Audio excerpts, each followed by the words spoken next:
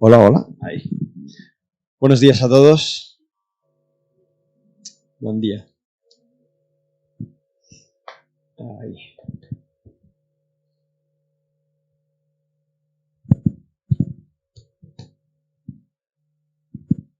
Vale, ahí lo tenemos todo ya. Bueno, no sé si os acordáis, pero no sé quién estuvo aquí en la última predicación que yo estuve compartiendo. Estuve compartiendo hace, ahora cosa de un mes y algo, si no recuerdo mal.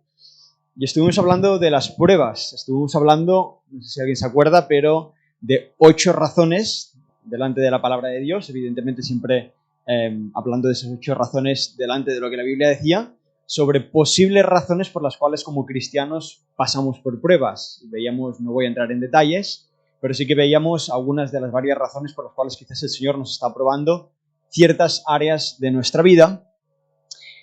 Y lo prometido es deuda, y dije que en la próxima predicación, que es la que estamos hoy, iba a hablar de la continuación de ese versículo de Santiago, del capítulo 1 de Santiago, y vamos a estar hablando de cómo yo puedo satisfactoriamente pasar las pruebas, cuál tiene que ser mi actitud frente a las pruebas.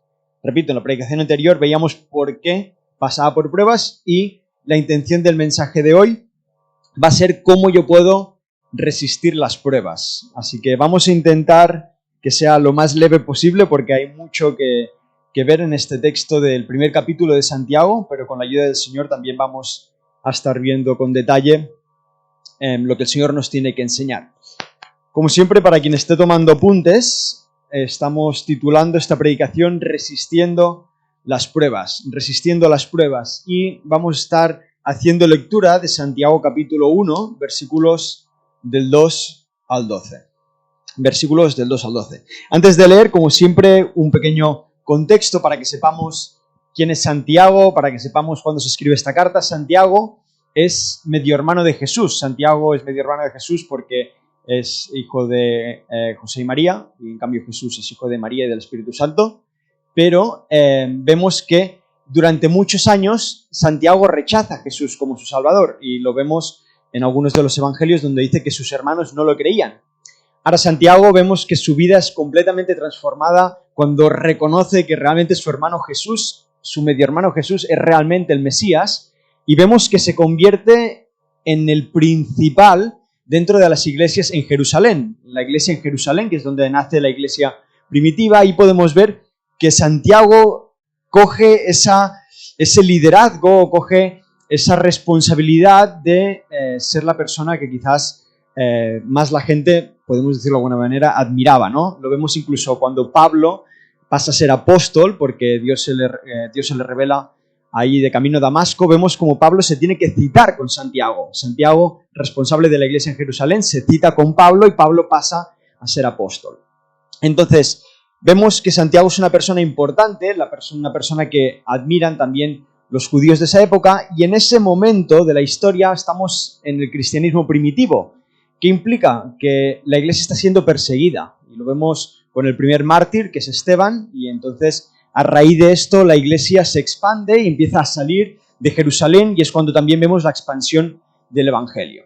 Entonces, frente a lo que está sucediendo, vemos que los cristianos judíos de esa época eran perseguidos. No solo eran perseguidos por su creencia, sino por ser cristianos eran subyugados, eran gente que con sus trabajos seguramente los menospreciaban, los tenían como segundones porque creían que Cristo era el Mesías, y esto hacía que ellos tuvieran que pasar constantemente por esas pruebas.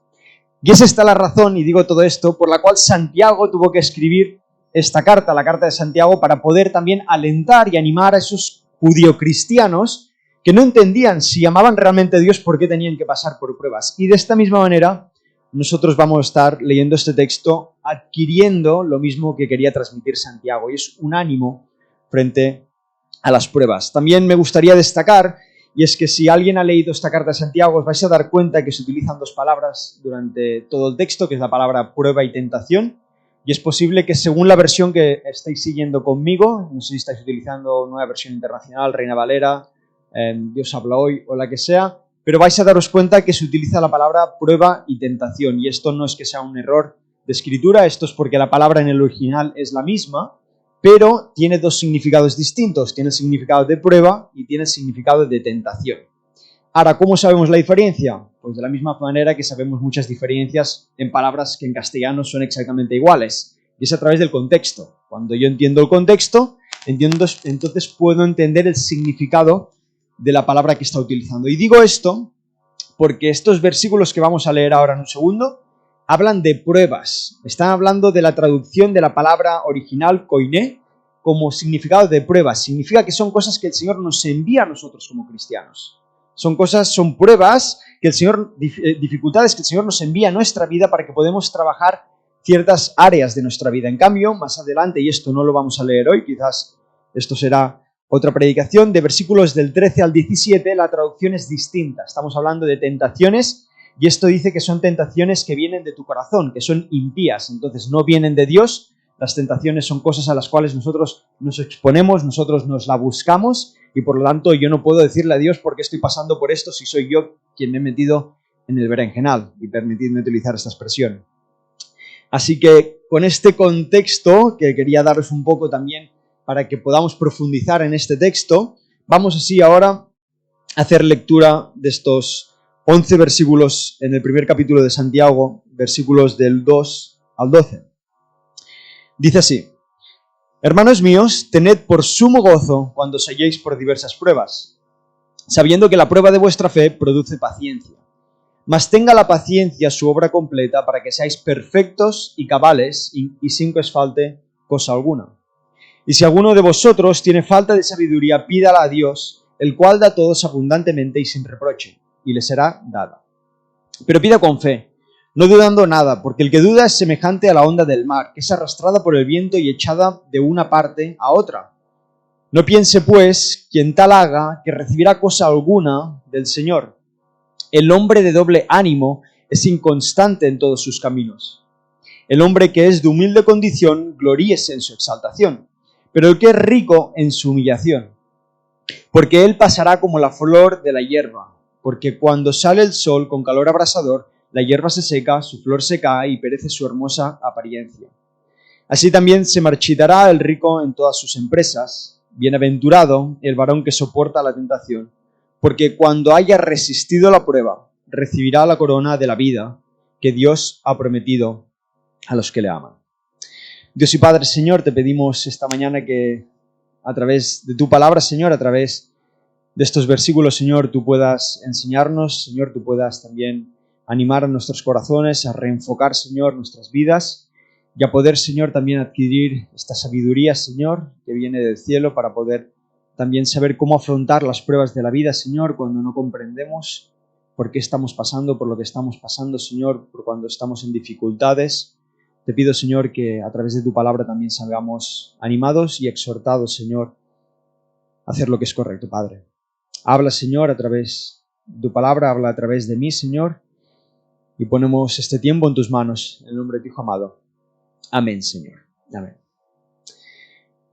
El primer punto de este mensaje lo he titulado una actitud gozosa, y lo vemos en versículo 2. Versículo 2 dice concretamente: Hermanos míos, tened por sumo gozo cuando os halléis por diversas pruebas. Este era el mismo versículo que utilizaba como introducción en el último mensaje.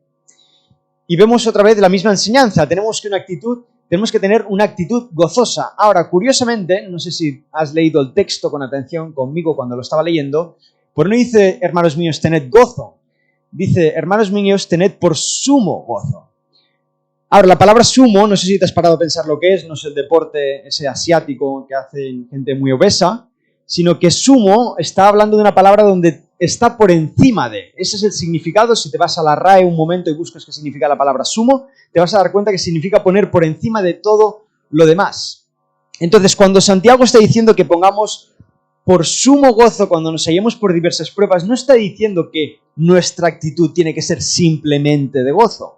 Evidentemente, cuando pasamos por pruebas, habrá tristeza, habrá dolor, habrá dudas sobre lo que está pasando, pero cuando Santiago nos está diciendo ten por sumo gozo cuando te halles por diversas pruebas, está exhortando al cristiano a decir, independientemente de cómo te sientes, esfuérzate por gozarte por la prueba por la que estás pasando. Intenta que el gozo esté por encima de todo lo demás que tú puedas estar sintiendo. Y repito, no tiene nada de malo que nos entristezcamos como cristianos. Quien diga esto es que quizás no ha pasado nunca por pruebas. Y creo que como cristianos podemos estar pasando tiempos difíciles. Es lo más natural del mundo. Dudas es lo más natural del mundo. Pero aquí Santiago nos dice, incluso en esa situación, ten por encima de todo el gozo. Ahora, el gozo, ¿dónde lo ponemos? ¿Dónde yo puedo poner el gozo cuando me estoy hallando en diversas pruebas? Y ese gozo lo podemos poner cuando ponemos la mirada hacia el destino de la prueba. Y ese es el gozo que nosotros podemos encontrar. Cuando yo no miro la situación por lo que estoy pasando, sino miro la situación por lo que Dios está haciendo en mi vida. Te lo pongo de otra manera. El esfuerzo que nosotros tenemos que hacer cuando nos hallamos en diversas pruebas es en intentar dejar de mirar la vida o la prueba en primera persona y empezar a intentar verla en tercera persona. Y eso es la ilustración que entiendo que Santiago está intentando que llevemos a consideración. Que empecemos a dejar de mirar la prueba en primera persona con todo el sufrimiento, el dolor, la dificultad por la que estamos pasando y intentemos hacer una retrospectiva en tercera persona y miremos a los ojos de Dios lo que Él está intentando trabajar en nuestra vida. Y aquí es donde entra ese detalle tan importante, donde las pruebas son enviadas por Dios. Y si yo entiendo que Dios me ha puesto en esta situación donde yo tengo que confiar en el Señor, es porque el Señor quizás está trabajando algo en mi vida. Ahora, quien haya pasado por pruebas sabrá por experiencia que hay una actitud un poco agridulce en el momento que has superado la prueba satisfactoriamente y has aprendido la lección, de decir en voz alta que no cambiarías esa prueba por nada. Y digo porque es agridulce, porque si bien reconocemos que en los tiempos de pruebas lo pasamos muy mal y no lo deseamos para nada, seguramente, repito, quien haya terminado una prueba, si mira hacia el pasado y ve todo lo que ha aprendido, seguramente no va a querer cambiar esa prueba para nada. Seguramente va a mirar al pasado y va a decir, ojalá, Señor, no tenga que volver a pasar por esto, pero no quiero olvidarme de todo lo que aprendí en ese desierto, en esa prueba en la que yo tuve que pasar. Esa actitud de gozo que podemos llegar a tener una vez la prueba ha sido finalizada y decimos, Señor, gracias por todo lo que me has enseñado, es la actitud de gozo que tenemos que intentar tener en medio de la prueba también. Ahora, ¿qué ejemplo tenemos mejor para alguien que pasó gozosamente las pruebas? Pues el mayor ejemplo de todos, el ejemplo de Jesús. Dice Hebreos capítulo 12, versículo 2. Puestos los ojos en Jesús, el autor y consumador de la fe, el cual por el gozo puesto delante de él sufrió la cruz, menospreciando el oprobio, y se sentó a la diestra del trono de Dios. Jesús mismo, en medio de la cruz, en medio del sufrimiento, nos dice este texto de Hebreos, que Él pudo poner por delante de todo el gozo, no de mirar esa cruz por todo el sufrimiento, sino de mirar la cruz como la redención de nuestros pecados, de mirar la cruz como que Él posteriormente se iba a sentar a la diestra del Padre. Esa es la única forma que Jesús tenía de poder tener gozo en medio del sufrimiento que tuvo que pasar en medio de la cruz, de poner su mirada a sentarse a la diestra del Padre y de redimirnos de todo pecado.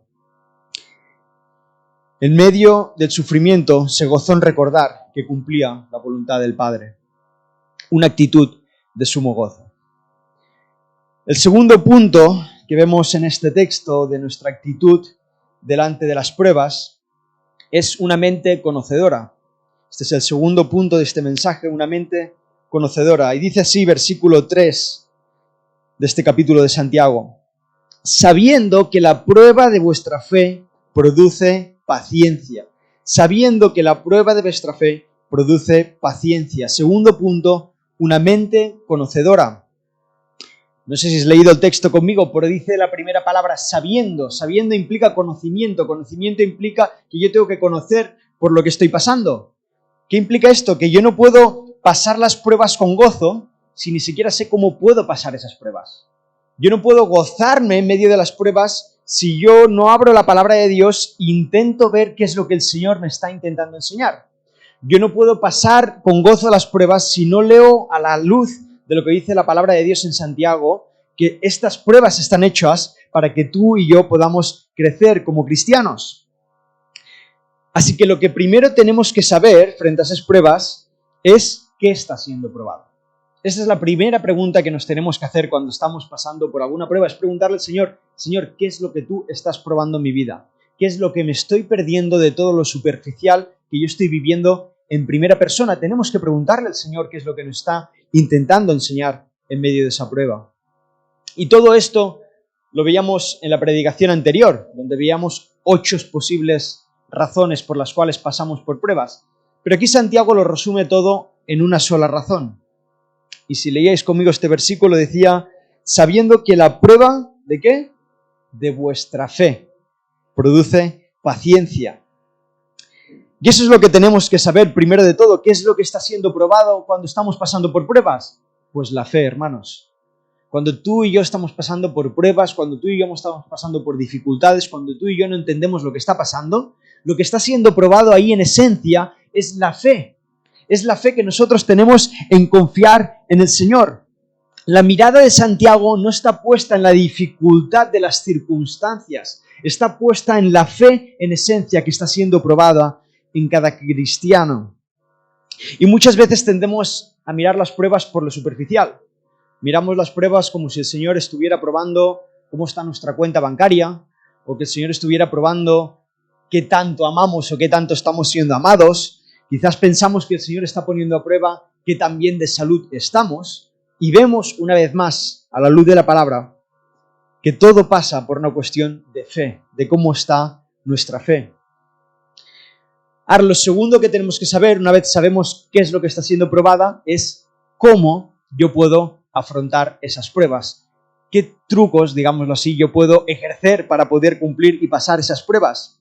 Y como decía, evidentemente la mayor forma de pasar las pruebas correctamente es a través de la palabra de Dios. A nuestra mano está abrir la palabra de Dios, ver lo que el Señor nos tiene que enseñar, ver cómo Dios nos puede hablar a cada uno de nosotros, y a través de esto pues podríamos llegar a afrontar las pruebas.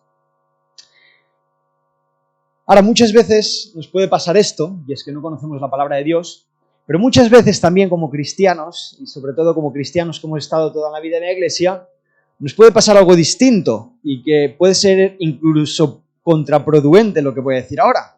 Y es que sepamos la verdad de Dios a medias. Y es que sepamos la palabra de Dios a medias en medio de las pruebas. Me explico con un ejemplo.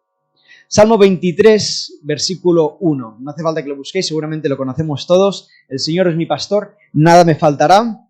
En lugares de delicados pastos me hará descansar, junto a aguas de reposo me pastoreará. Y yo estoy pasando por pruebas y me levanto una mañana estando sufriendo y en mi cabeza pienso Salmo 23, versículo 1, el Señor es mi pastor, nada me faltará. Me levanto esa mañana pensando en este versículo, tomo mi desayuno, me voy a trabajar y cuando estoy trabajando pienso Salmo 23, 1, el Señor es mi pastor, nada me faltará, pero yo sigo sufriendo. Y me voy a comer y sigo pensando Salmo 23, versículo 1, el Señor es mi pastor, nada me faltará. Y llego a mi casa y pongo la tele y sigo pensando Salmo 23, 1, el Señor es mi pastor, nada me faltará. Y me hago la cena y sigo pensando Salmo 23, 1, el Señor es mi pastor, nada me faltará. Pero yo sigo pasando por la prueba. Y nos vamos a nuestra cama y ponemos un ratito la tele antes de ir a dormir también y seguimos pensando Salmo 23, versículo 1, el Señor es mi pastor, nada me faltará. Y nos vamos a dormir y nos levantamos la mañana siguiente y seguimos pensando Salmo 23, versículo 1, el Señor es mi pastor, nada me faltará. Y le preguntamos al Señor, Señor, ¿cómo esto no es real en mi vida? ¿Cómo si yo recuerdo Salmo 23, versículo 1 constantemente y tú dices que nada me faltará, que tú me cuidarás, que en delicados pastos me pastoreará? ¿Cómo esto no se cumple en mi vida si lo repito una y otra vez en mi palabra, en mi mente continuamente? Y podemos tener verdades a medias porque nos acordamos de Salmo 23, capítulo 1, pero nos olvidamos de Salmo 63, versículo 1. Dios, Dios mío, eres tú, de madrugada te buscaré. Y nos pasamos quizás el tiempo de las pruebas recordando Salmo 23, versículo 1, que el Señor me tiene que cuidar, pero no nos acordamos de Salmo 63, versículo 1, que tenemos que buscar al Señor cada mañana de nuestras vidas para que Él pueda trabajar en nuestra vida. Y estamos luchando en las pruebas solos, aferrándonos a versículos por no hacer caso a otros versículos que el Señor también demanda de nosotros que busquemos su presencia constantemente. Y podemos estar pasando por pruebas porque nos aferramos a promesas que nos arropan muy bien, pero quizás no nos arropamos a otras promesas que demandan de nosotros acercarnos a su presencia constantemente. Yo no puedo conocer Salmo 23. Yo puedo conocer Salmo 23, pero si no conozco el 63, yo nunca voy a poder experimentar el 23. Jehová me cuida y me da descanso, solo si lo busco cada mañana, como mi Dios. Una mente conocedora. El tercer punto es una voluntad paciente. Dice versículo 4, mas tenga la paciencia su obra completa, para que seáis perfectos y cabales, sin que os falte cosa alguna. Una voluntad paciente. Una voluntad paciente.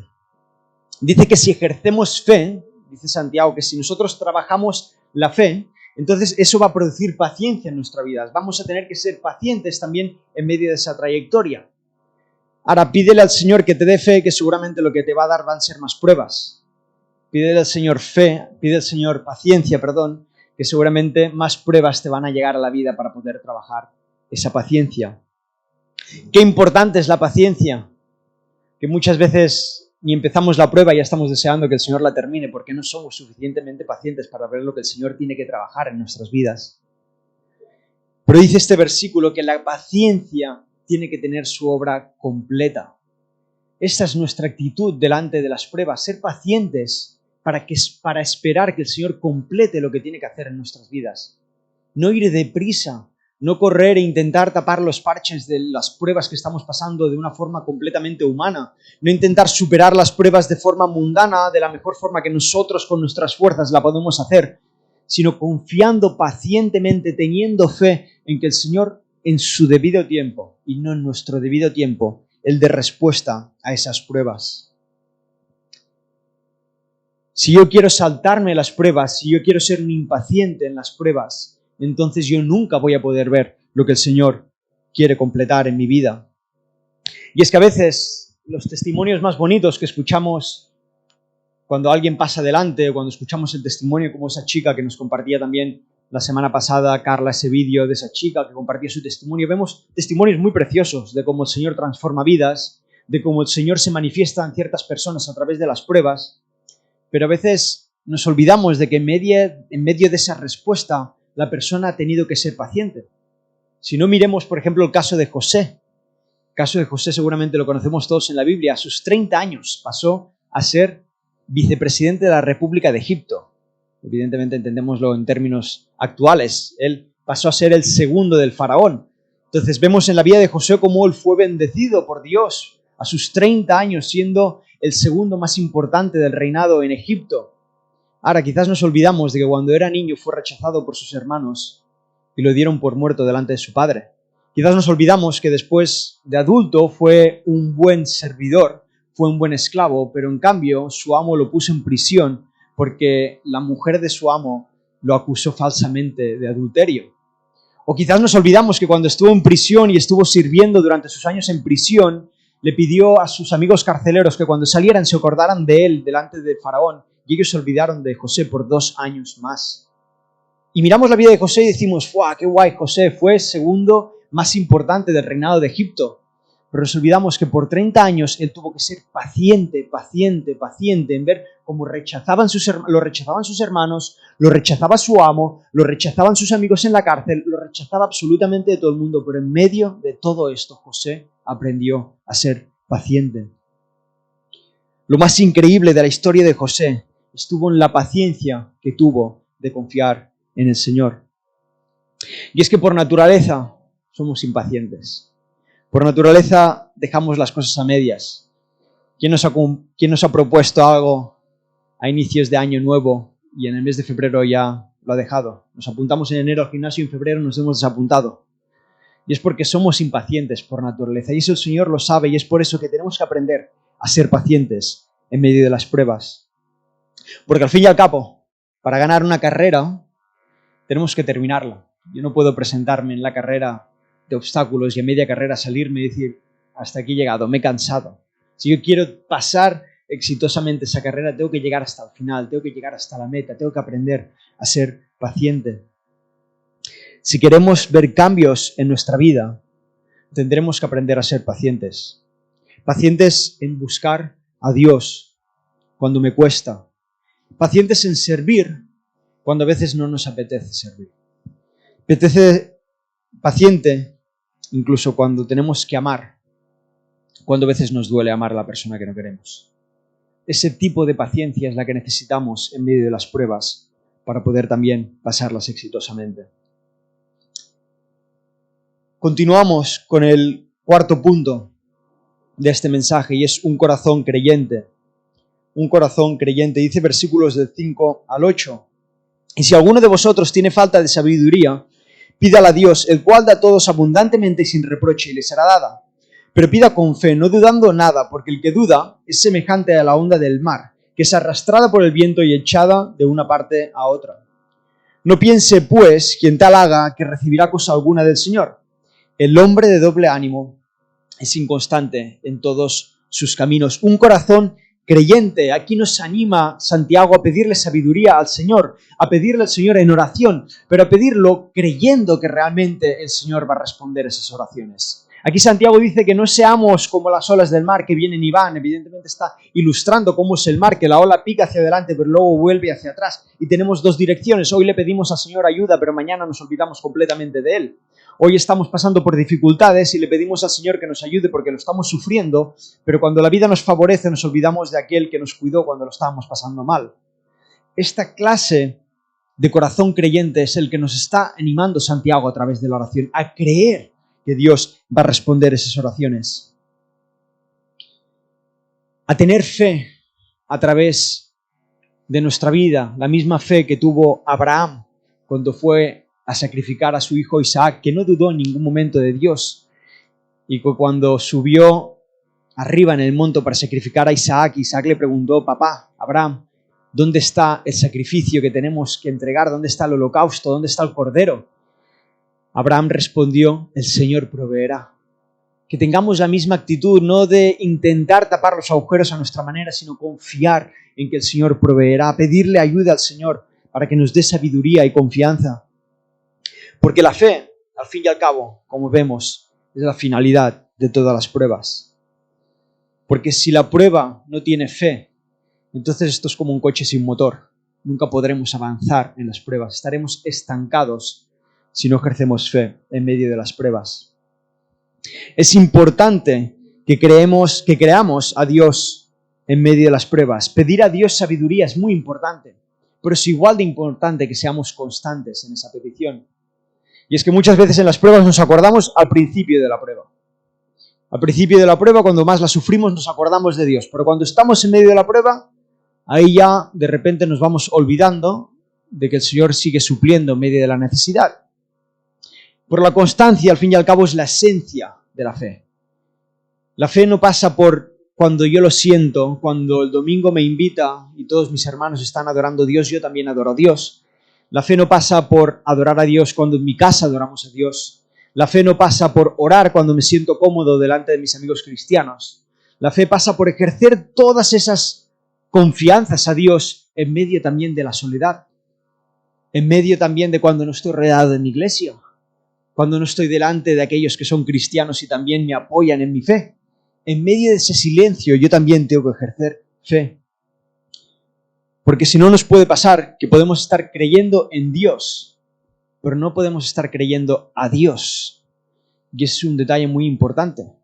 Nos podemos pasar la vida cristiana creyendo en Dios, en que existe un Dios, en que existe alguien superior a nosotros que ha creado todo esto, pero quizás no creemos a Dios en nuestra vida.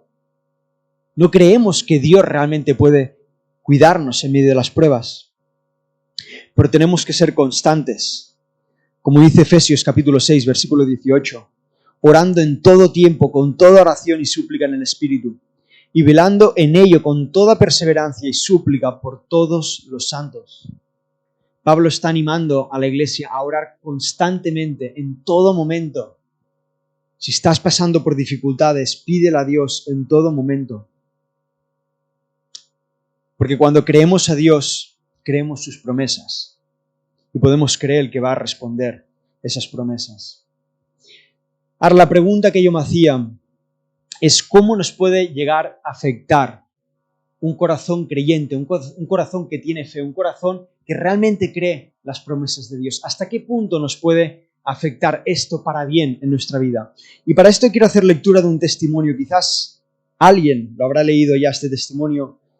Hace poco salió en Instagram, se ha compartido dentro de las redes sociales de Palabra de Vida, y es el testimonio de una chica que está en medio de la guerra de Ucrania. Es una chica que ha ido a campamentos de Palabra de Vida, ahí en Ucrania, y escribió una carta al director para compartirle cuál era su pensamiento en medio de la dificultad de lo que estaba pasando el pueblo ucraniano. Esta chica hoy se encuentra en medio de la guerra y escribía esta carta al director diciendo: mañana sale una furgoneta hacia Alemania, desde mi ciudad en la región de Donbass. Donbass es donde más afectada está siendo la guerra, que está casi rodeada por las fuerzas enemigas. Hay 2 asientos libres esperando por mí y por mi hermano. Todo está listo para trasladarnos a Suiza. Estos últimos 3 días han sido los más duros. He estado luchando con mi mente. No estaba segura de cuál sería la decisión correcta, quedarme aquí o irme. En algunos puntos la lucha ha sido demasiado para mí. Todos mis hermanos y el resto de mi familia apoyaron la idea de mi partida, para que no tuviera que pasar más por esta horrible guerra. Piensan que estaría mejor en Suiza. Sin embargo, decidí quedarme. Escuché la voz del que habla bajo, su voz. Recordé todo lo que aprendí y escuché en Palabra de Vida, y todas las promesas que le hice a él. Recuerdo cuando el verano pasado, antes de que empezáramos el campamento, arrojé un palito al fuego simbolizando mi promesa a Dios de que quiero arder por Jesús. Esta es mi actitud ahora. Estoy lista para ir al fuego. Entiendo que este es el lugar y ahora es el momento de estar aquí para trabajar y servir. Decidí que, aunque no llegue a Suiza, obtenga una buena educación o tenga una vida cómoda, no me arrepentiré. Porque si hago lo que Jesús me está llamando a hacer, seré la persona más feliz del mundo. He llegado a comprender que puedo encontrarme en el país más genial del mundo y seguir estando totalmente insatisfecha. O puedo quedarme aquí, en medio de explosiones, bombardeos y miedo, y ser la persona más feliz del mundo. Porque estoy haciendo lo que debo hacer. Y no tengo miedo en absoluto, porque conozco a aquel que va delante de mí. Esta chica es una chica que ha ido a campamentos de Palabra de Vida en Ucrania, y en esta carta relata cómo, en medio de la oportunidad de poder salir de su país, entendió que si un día decidió tirar el palillo y arder por Jesús y dedicar su vida a Jesús, en ese momento el Señor lo estaba llamando a quedarse en ese lugar en medio de la necesidad. No solo para servir a la gente que está pasando dificultades en Ucrania, sino para predicar el Evangelio, para traer esperanza al que quizás no sabe si mañana va a seguir en vida porque va a caer una bomba en su casa. Esta chica pudo encontrar paz en medio de las bombas porque fue constante en la decisión que tomó. Esta joven no es como las olas del mar que nos describe Santiago, que cuando estaba en la hoguera en el campamento de Palabra de Vida, acurrucada en el calor con sus amigos, disfrutando de una noche tranquila, tomaba la decisión de seguir a Cristo. Pero ahora, cuando todo es todo lo contrario, cuando ya no hay calor, sino que hay frío porque ya la calefacción no funciona, cuando ya no estás tranquilo porque la noche se hace muy larga por las bombas, en medio de esa dificultad, esta chica sigue yendo hacia la misma dirección. Un corazón creyente, un corazón constante. Y terminamos con el último punto, un espíritu humilde. Dice: el hermano que es de humilde condición, gloríese en su exaltación, pero el que es rico en su humillación, porque él pasará como la flor de la hierba, porque cuando sale el sol, con calor abrasador, la hierba se seca, su flor se cae y perece su hermosa apariencia. Así también se marchitará el rico en todas sus empresas. Último punto, un espíritu humilde. Y aquí Santiago está destinando estos últimos versículos en hablar de 2 conceptos. Habla del concepto del pobre y habla del concepto del rico. Ahora, está utilizando estos 2 conceptos para hablar de lo mismo, de la humildad. Y aquí lo que Santiago nos está intentando transmitir es que independientemente de cuál sea tu situación, independientemente todo te vaya bien o todo te vaya mal en medio de las pruebas, la humildad es necesaria para poder pasar exitosamente las pruebas. Esta argumentación nos sirve para quitarnos a nosotros de argumentos a la hora de compararnos en medio de las pruebas y decir, bueno, yo lo estoy pasando peor que el de al lado. Aquí lo que nos dice Santiago es ser humilde independientemente por la situación en la que estás pasando. Ahora me quedo con un detalle muy importante sobre este espíritu humilde, y es que en Reina Valera de 1960, evidentemente quizás otra versión va a tener otro orden de palabras, en Reina Valera de 1960, Santiago utiliza 11 palabras para hablar del pobre pero sin en cambio utiliza 48 palabras para hablar del rico.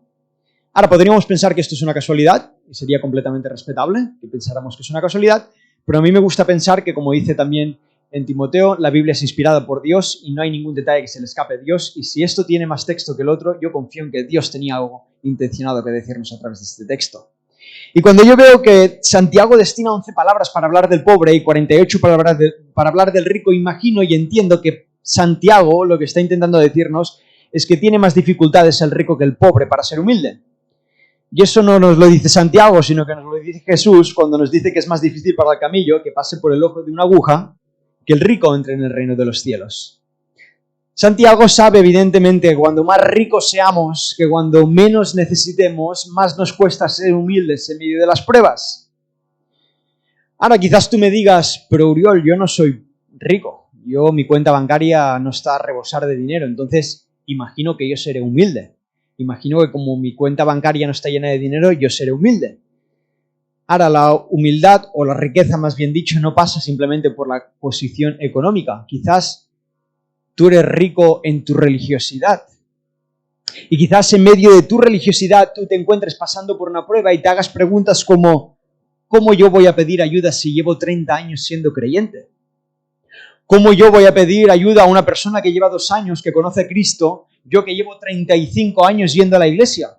Olvidándonos lo que dijo a Pablo a Timoteo, que no tengan en poco tu juventud. O quizás nos preguntamos, ¿cómo yo voy a pedir perdón? Yo que no tengo culpa de nada. Ahora, quizás tengo 0 euros en el banco, pero mi espíritu rico, en el orgullo de saber que yo no tengo ninguna culpa, me lleva a preguntarme cómo yo voy a pedir perdón. O quizás puede preguntarme, en medio de una prueba, cómo yo voy a servir de forma tan baja y tan simple barriendo la iglesia. Yo, que en tantos años de iglesia he estado en los púlpitos, ¿cómo yo voy a ponerme a barrer la iglesia? Y a veces el espíritu rico no pasa por la economía de nuestras cuentas bancarias. A veces el espíritu rico puede pasar por muchos aspectos de nuestra vida, incluso por el aspecto religioso. Y se nos olvida la humildad de pedir ayuda en medio de las pruebas. Se nos olvida que al fin y al cabo la iglesia, instituida no por los hombres, sino instituida por el Señor, no son las 4 paredes que vemos, sino que somos nosotros. Y el Señor instituyó la iglesia como el cuerpo de Cristo para que, entre otras cosas, nos ayudemos en medio de las pruebas. El Señor instituyó la iglesia para que, pasando por en medio de las pruebas, podamos pedirnos ayuda entre hermanos y hermanas en Cristo. A que tengamos un espíritu humilde, el cual pueda pedir ayuda sin tener por orgullo quizás nuestra posición religiosa. Y termino concluyendo con el último versículo 12. Y con esto lo concluimos. Y es la recompensa de si yo cumplo esos pasos o esos detalles que nos compartía Santiago. Y dice así, versículo 12, bienaventurado el varón que soporta la tentación. Aquí es donde entra el detalle que decía, aquí se traduce la palabra tentación, pero vendría a ser prueba también.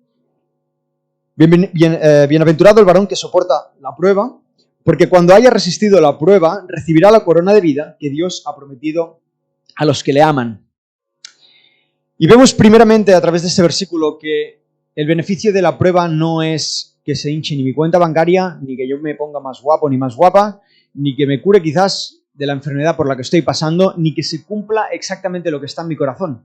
A la luz de este versículo, lo que nos está diciendo es que bienaventurado el que soporta la prueba, porque recibirá la corona de vida que Dios ha prometido a los que le aman. El beneficio de la prueba no se encuentra en beneficios tangibles y materiales, se encuentra en lo que el Señor tiene preparado para nosotros en la eternidad.